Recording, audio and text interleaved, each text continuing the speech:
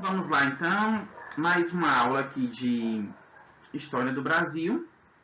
Dessa vez nós vamos falar sobre o período colonial. Em uma aula anterior, né, que eu disponibilizei para vocês lá no Google Sala de Aula e também no canal no YouTube, a gente fez uma introdução à história do Brasil, né? Foi uma aula de introdução à história do Brasil. A gente falou um pouco sobre o período colonial também, sobre a divisão aí do período colonial em períodos menores. E agora a gente vai se concentrar aí no período colonial, em algumas características do período colonial. O que nós vamos ver exatamente sobre o período colonial, né? Qual parte do período colonial a gente vai ver aqui agora, a gente vai falar aqui agora. Bom, nós vamos falar aí sobre o período colonial, o processo de colonização portuguesa aqui na América, né? Nós vimos anteriormente, na aula de introdução à história do Brasil, que o período colonial ele é marcado por 3 momentos distintos, né, diferentes, que é o processo de colonização portuguesa na América, o período aí, da economia açucareira, e dentro desse período da economia açucareira, ou ali próximo, a gente costuma também estudar o chamado Brasil holandês, né, que é a dominação da Holanda aqui do Nordeste, de uma parte do Nordeste, isso durante a União Ibérica. E a gente também estuda aí o período da mineração, né, o período da mineração no Brasil durante o período colonial, né, a atividade mineradora no Brasil durante o período colonial. E dentro desses grandes temas, a gente encontra aí subtemas que estão relacionados aos movimentos rebeldes, as contestações que os colonos eles vão fazer em relação à metrópole, as contestações em relação ao pacto colonial e várias outras questões sociais como a escravidão, né, a escravidão tanto dos negros quanto também dos indígenas. A gente vai ver alguns aspectos relacionados também à cultura, os povos indígenas propriamente, né, a história e cultura indígena e também africana. Então a gente hoje vai falar um pouco sobre essa parte do período colonial que envolve basicamente o processo de colonização portuguesa aqui na América. Só que antes da gente falar sobre o processo de colonização portuguesa aqui na América, a gente vai falar sobre antes dos portugueses, mas de forma muito breve, né? Isso aqui não é pré-história brasileira, né? Não é pré-história brasileira, também não é pré-história americana, para a gente entrar em certos detalhes. A gente vai falar um pouco sobre os momentos ali próximos à chegada dos portugueses na América. A gente fala chegada e não achamento mais, né? Isso é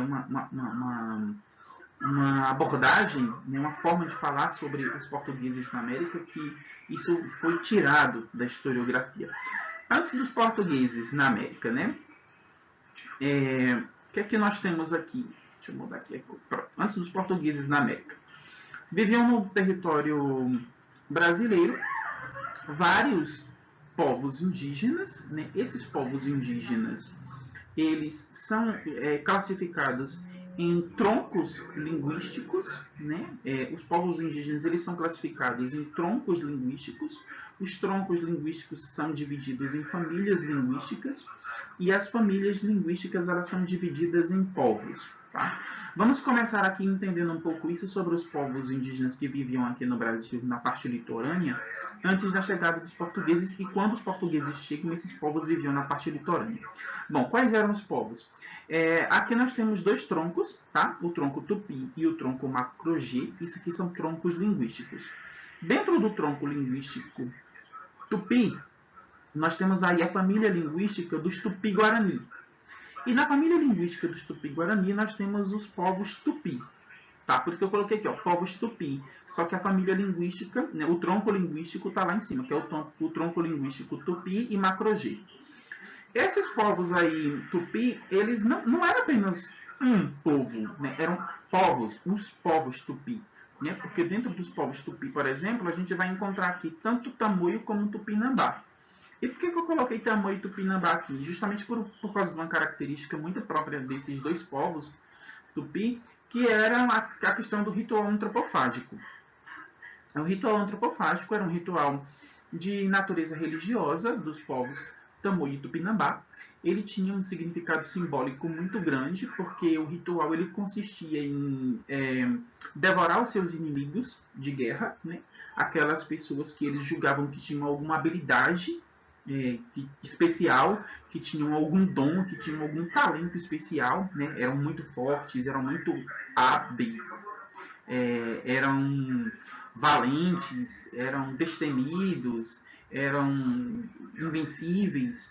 Então, Tamoio e Tupinambá eram povos que, ao derrotarem os seus inimigos, eles capturavam esses inimigos e faziam banquetes com ele. Né? Isso por meio de um ritual que envolvia danças, que envolvia música e envolvia também o inimigo ser cozinhado ali, feito ali uma sopinha, para depois ser devorado. Eles acreditavam que quando eles faziam isso, eles absorviam aquelas habilidades para eles, né? O ritual antropofágico. Lá no modernismo, a gente vai ver uma referência à antropofagia na cultura modernista, na identidade modernista, né? Mas isso é um assunto para ser tratado ou quando a gente estuda a Primeira República ou com o professor de língua portuguesa e literatura. Essa questão aí da antropofagia cultural do movimento modernista. Então, antes dos portugueses chegarem ao Brasil, existia esse contexto, né? A maior parte dos povos que viviam no litoral, os povos indígenas que viviam no litoral, eram tupi. Esses povos eles tinham algumas características que são as que a gente mais conhece sobre os indígenas, né, que viviam em aldeias, que tinham um líder tribal, né, que tinha ali alguém responsável, uma espécie de curandeiro responsável pelos rituais religiosos, que existia uma divisão do trabalho por sexo, né, homens faziam determinados trabalhos, mulheres faziam outros trabalhos, o homem cuidava da defesa, as mulheres cuidavam da alimentação das aldeias. As línguas que eles falavam eram diferentes, né? Isso aí a gente acabou percebendo, tanto que a classificação desses povos indígenas, essa classificação é feita justamente pela língua que eles falavam e essas questões culturais. Um dos erros que a gente não pode cometer quando a gente fala de povos indígenas é achar que o índio ele é um elemento exótico na sociedade, né? na nossa sociedade ao longo da história. Né? Quando a gente olha para índio, por exemplo, naquelas comemorações do Dia do Índio, que eles colocam plumas, adereços nas crianças, como se o índio ele fosse uma criatura exótica. A gente tem que passar a perceber o índio como um dos elementos da nossa formação social e identitária. O índio faz parte da nossa identidade, né? A gente tem aí o índio, o negro, o europeu, seja ele espanhol, seja ele português, são etnias, né? São povos que fazem parte da nossa identidade cultural, da nossa identidade também étnica. E não um elemento exótico, né? A gente não pode encarar o índio como um elemento exótico.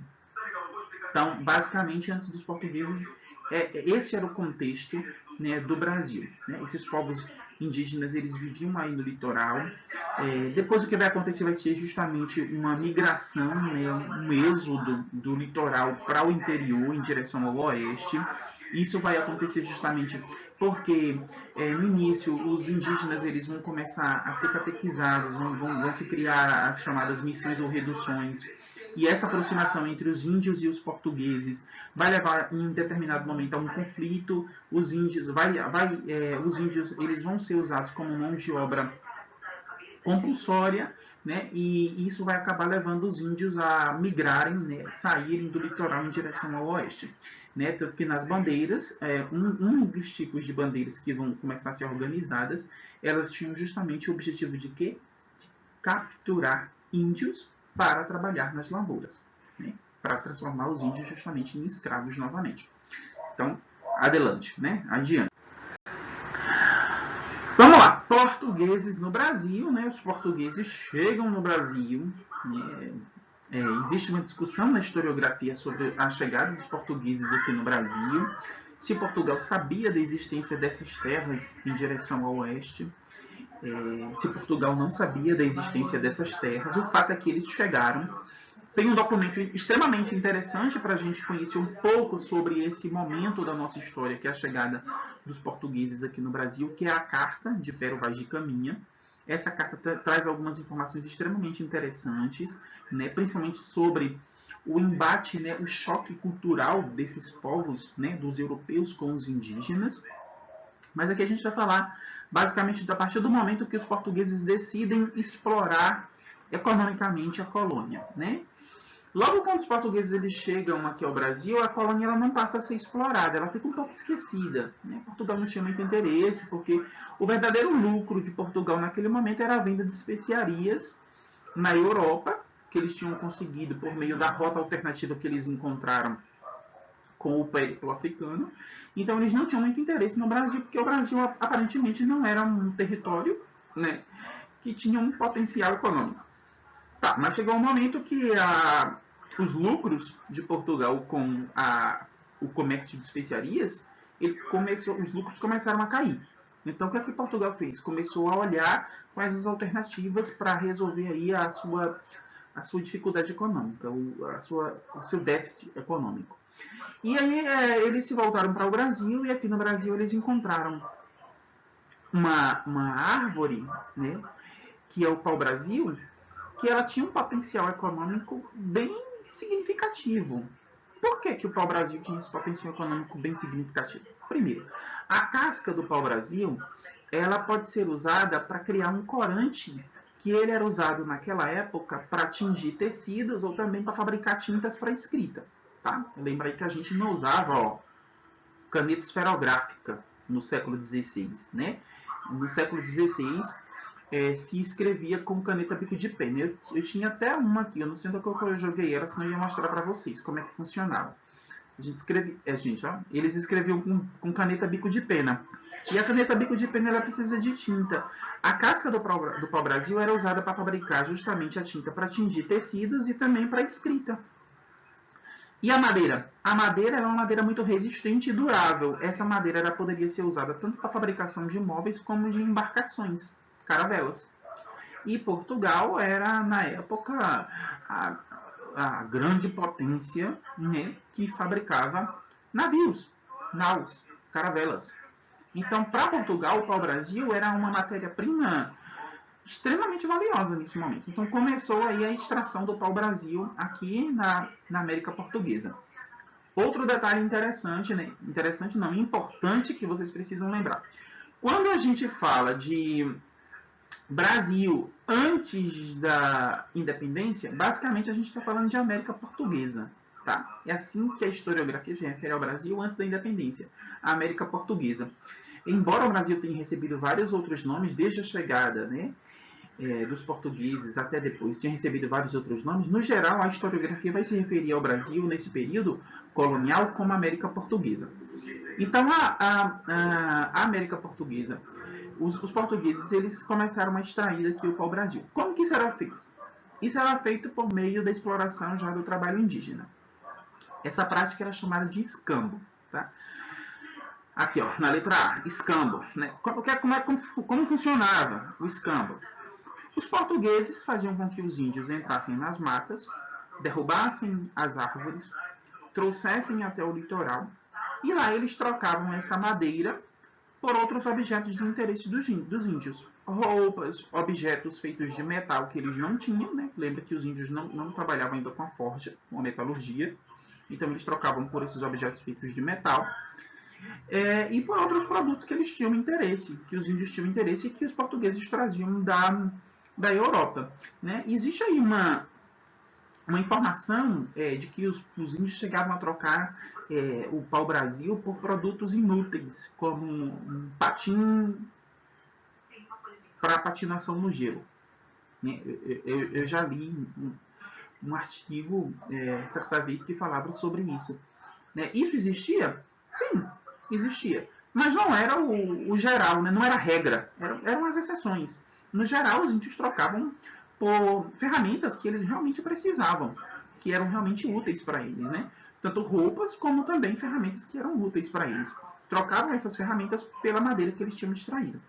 Essa madeira, ela ia para as feitorias, que eram fortificações no litoral, e de lá a carga ela era transportada até Portugal.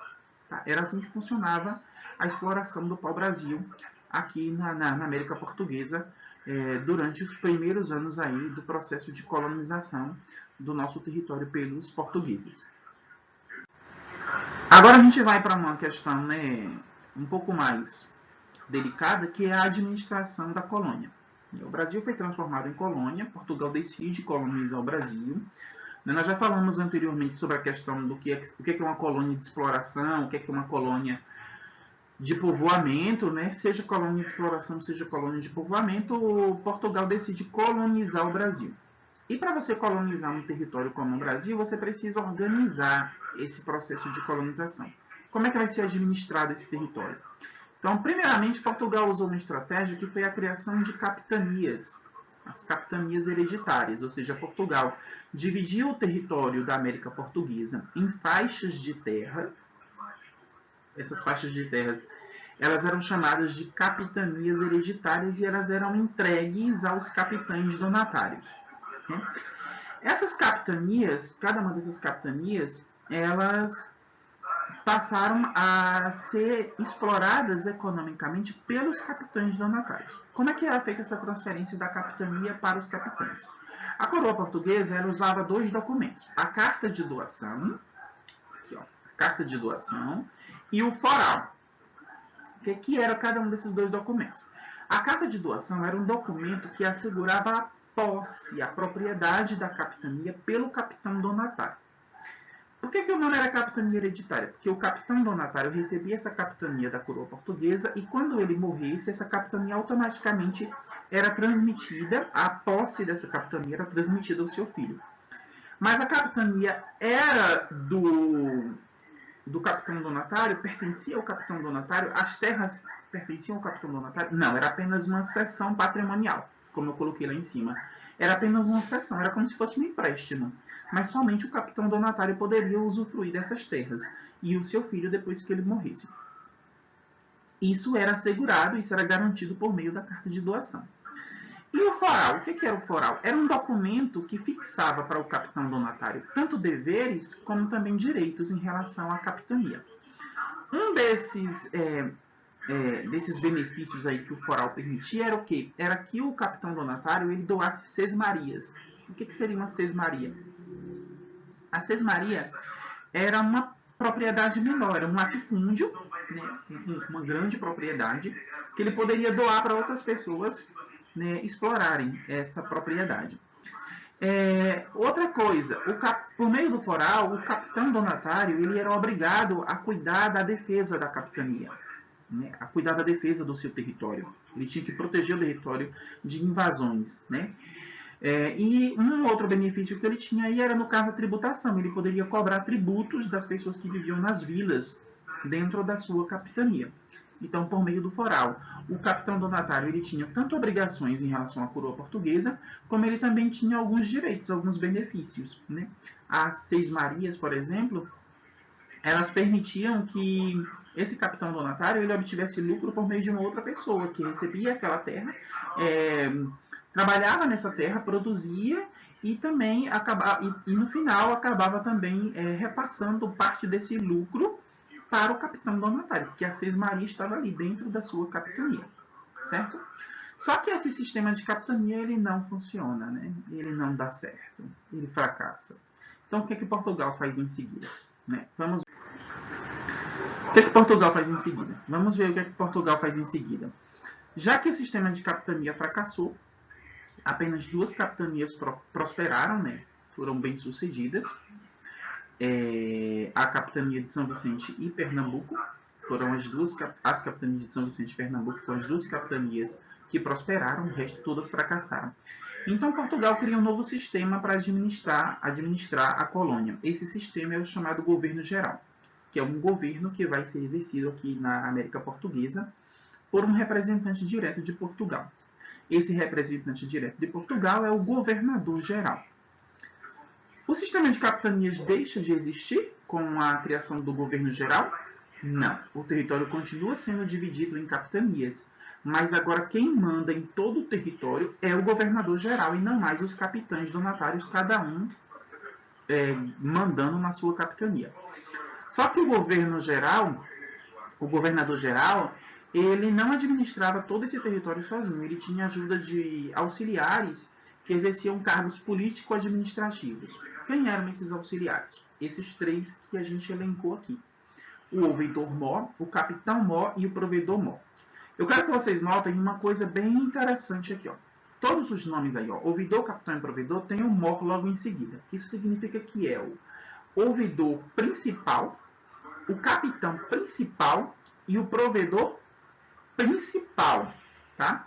Ou seja, existiam outros ouvidores, capitães e provedores. Só que existia um que era o principal, que é o chamado mor.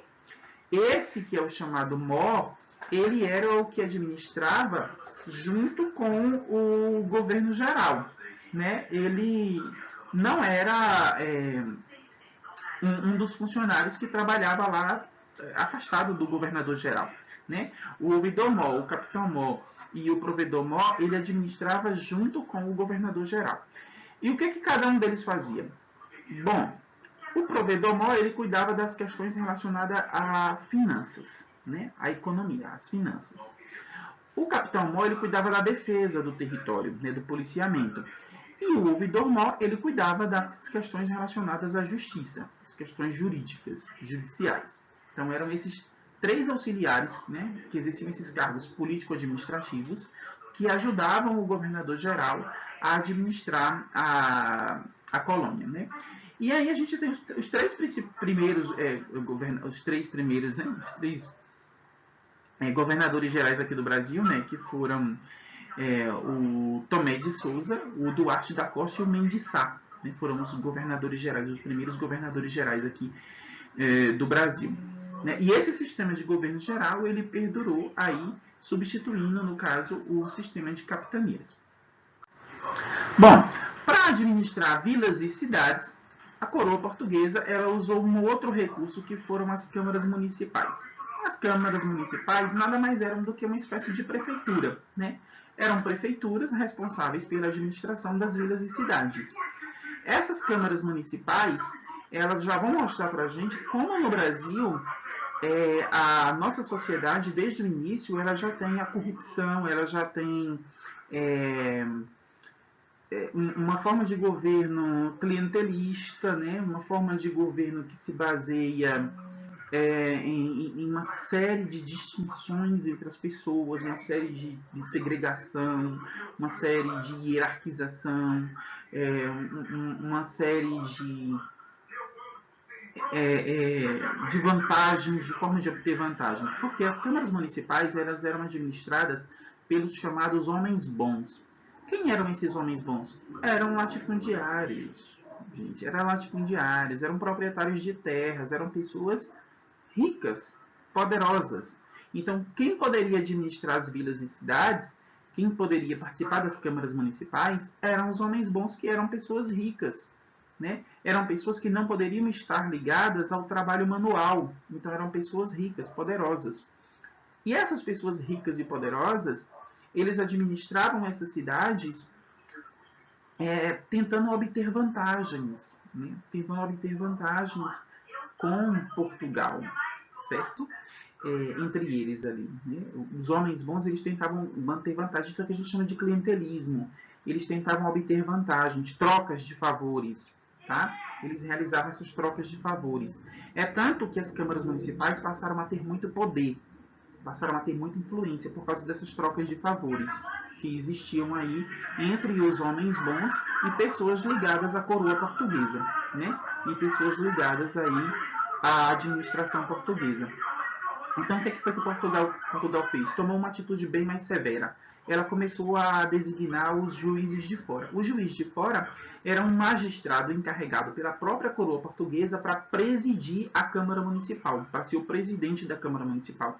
E esse juiz de fora, ele só respondia à coroa portuguesa. Então, evitava justamente esses arranjos aí, esse clientelismo, essa troca de favores que dava tanto poder aos membros das câmaras municipais. Então, para vocês verem que esse esquema de troca de favores, né, que é o que a gente chama de corrupção, propina, tudo isso, né, essa troca de favores envolve tudo isso. Ele já existia no Brasil desde o período colonial. Tá? Então, não se iludam, achando que corrupção começou ontem, né? Porque a corrupção no Brasil começou desde o período colonial. Nós temos uma raiz histórica da corrupção no Brasil. Esse clientelismo entre os homens bons e a administração e a coroa portuguesa já existia, tanto que a coroa teve que nomear os juízes de fora para presidir as câmaras municipais e evitar um pouco esse clientelismo, essa troca de favores que estava dando tanto poder para os homens bons. Então, aí a gente finaliza essa primeira parte aqui sobre o período colonial, né, que é sobre, a gente viu aqui basicamente sobre o processo de colonização da América Portuguesa, né, e aí na sequência a gente vai estudar um pouco mais sobre um outro período que é o período da economia açucareira, né. A gente viu aí que o primeiro produto que o Brasil ele passou a comercializar para obter lucros, né? O Brasil não, né? Portugal começou a comercializar para obter lucros com sua colônia, foi o pau-brasil. Mas depois, né, o pau-brasil ele acaba também perdendo o valor no mercado e acaba também se tornando aí um produto que vai ser substituído. E qual será o próximo produto? A cana-de-açúcar, né? Então, aí, lembrando novamente o que eu falei na aula de introdução à história do Brasil, que durante toda a nossa história, o Brasil ele foi um país agroexportador que viveu da venda de commodities. A primeira delas foi o quê? O pau-brasil. Depois vem o açúcar, o café e a gente vai seguindo até os dias atuais. Bom, qualquer dúvida sobre o assunto vocês já sabem, né? Entrar em contato com o professor por meio dos nossos canais aí de comunicação. E até a próxima aula.